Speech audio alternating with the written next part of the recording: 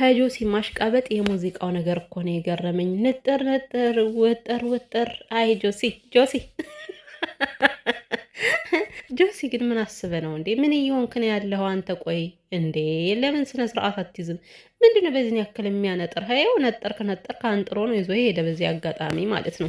ሰላም ሰላም ቤተሰብ እንዴት ናችሁልኝ? ደህና ናችሁ? ሰላማችሁ ይብዛል። እና ውድ ቤተሰብ እኔ ግን ማለት ነው የጆሲን ነገር ዝም ብላችሁ ከታዘባችሁት ችግሩ ምንድን ነው የሚለውን ስትመረምሩት ሄሉ ላይ የሆነ ስሜት አድሮበታል ነው ማለት። በዚህን ያክል ደረጃ ነኝ ካጠገቡ እንዳትቀመጭ ከዚህ ጋር ተቀመጭ ምናምን ነገር እያልክ እያባረክ ነበር። ጆሲ ምን አስበ ነው? ምንድን ነው ችግር ማለት? ተዋት ልጅቷን እድሏን ትሞክርበት። እና ሙዚቃው ራሱን በሳቅ ነው የገደለኝ። ማርያምን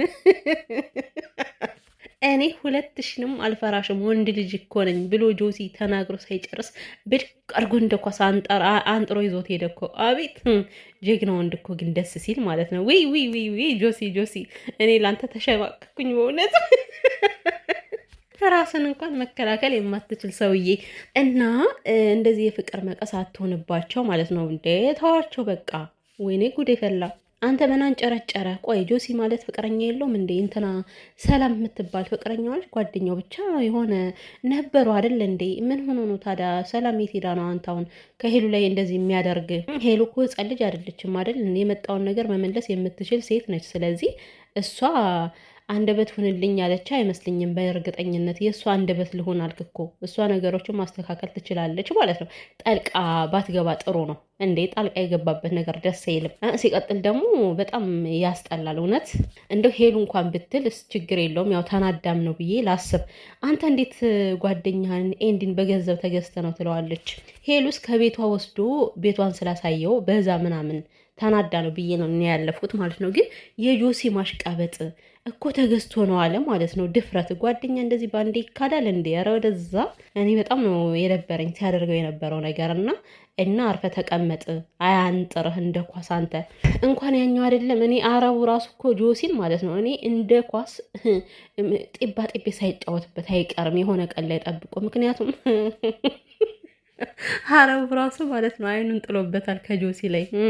ደግሞ አደገኛ ነው። እንዴት ራሱ ቦዲጋርድ ይዞ መጣ? አረቡ ራሱ ማለት ነው። አንተ እንዴት ነው ግን ቦዲጋርድ ይዞ የመጣው? የጆሲ ነገር እንደዚህ ከራስ ላይ ወጥቷል ማለት ነው። እና ቤተሰብ ይሄ ልጅ ግን ማለት ነው የምሬን እኮ ነው ስሬስ የሆነ ይመስላል ማለት የምርም ያፈቀራት ነው የሚመስለው። እና ያው ሚዲያ ላይ ማውጣት የማልፈልገው ሚስጥር አለኝ እያለ ነው። ሚስጥሩ እንግዲህ ምን እንደሆነ አናውቅም። ብቻ እናቱ የነገረችው ይሄ ልጅ ትንቢት ተነግሮት ነው እንደመጣ በቃ ሄሉን ኢትዮጵያ ምድር ሂደ ሄሉን ታገባታለህ፣ ያንተ ሚስት ታደርጋታለህ ተብሎ ተነግሮ ነው የመጣው። ሚስጥሩ ምንድን ነው? ሚዲያ ላይ የማታወጣበት አፈቀርኩለ ሚዲያ ላይ ወጥታለና ልጁ ሚዲያ ላይ ማውጣት አልፈለገም። እና እንግዲህ እኔ ማድረግ ያለባቸው ብዬ የማስበው እንደዚህ አይነት ነገሮችን ብዙ ሚዲያ ላይ የማያግባባ ነገሩ ስለሆኑ ብዙ ሚዲያ ላይ ባታመጧቸው ማለት ኤንዲ ማለት ነው። ከቻልክ እንደምንም ሄሉን አግባብተህ ከካሜራ ጀርባ እሽ ማለች እምቢ ማለች በስነ ስርዓቱ እንዲያወሩ ማድረግ እንጂ እንዲህ ከጆሲ ጋር ከዛ ጋር እያገናኘ በፍጹም የሚፈታ ነገር ሊኖር አይችልም። ሄሉም ደግሞ በቃ በስነ ስርዓቱ ተነጋግራ ማለት ቁጭ ብላ የምታናገረው በካሜራ ጀርባ ሲሆን ነው ማለት ለሱ እሺ ማለችው እምቢ ማለችው ከሷ የሆነ እርግጥ ያለ ነገር መስማት ይፈልጋል። አንድም አልፈልግህም ነው፣ አንድም ደግሞ ወይ ጊዜ ልትሰጠው ትችላለች፣ እንተያይ ልትለው ትችላለች። እንደዚህ አይነት ነገሮችን ካሜራ ፊት እያመጣችሁ አታጋፍጧት። ማገናኘት ካለባችሁ ለብቻዋ አገናኟትና ነገሮችን መጨረስ ካለባት ትጨርስ ነው ማለት የምችለው ማለት ነው። ምክንያቱም እንዳየዋት ከሆነ በዚህን ያክል ሁኔታ ሆይ ሆይ ሆይ ሆይ እየተባለች ነው ያለችው። ሆይ ሆይ ሆይ ሆይ በተባለ ሁኔታ ደግሞ ሄሉ ምንም ልትረዳው የምትችለው ነገር አይኖርም በፍጹም ማለት ነው። ከዛ በኋላ ግን ከካሜራ ጀርባ ነገራችሁን ከጨረሳችሁ በኋላ ከፈለጋችሁ ሚዲያ ላይ መምጣት ይቻላል፣ ካልፈለጋችሁም ደግሞ በዛው መቅረት ይቻላል። እና ግን እኔ እንደማስበው የሆነ ልጁ የሆነ ስሬስ ያደረገው ይመስለኛል። የምርም ፍቅር ያለበት ነው የሚመስለኝ ማለት ነው። እና ሄሉዬ ደግሞ ማለት ነው ጆሲም እውነት አንቺ በወንድ ተዳደር ያለሽ ብሎ አይደለም። የእውነት አንዳንድ ምርጥ ጓደኛ ሲኖራችሁ ማለት ነው ለእናንተ ጥሩ ነገር ያሰባል።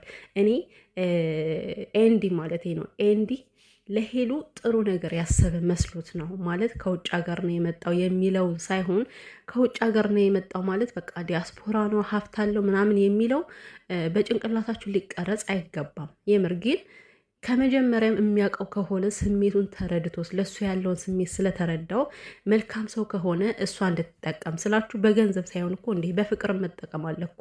መልካም እናንተን የሚንከባከብ ሰው ሲመጣ ያን ላይ መጠቀም አይደለም? የመሬን ነው። እና ሄሉ ከዛ ጋር አታገናኙ። አንቺ በወንድ ራስሽን የምታስተዳድሪ ሴት እንዳልሆንሽ እኮ ማንም ያውቃል። ይሄን ያክል ዘመን ብቻሽን የኖርሽ ጀግና ሴት ነሽ።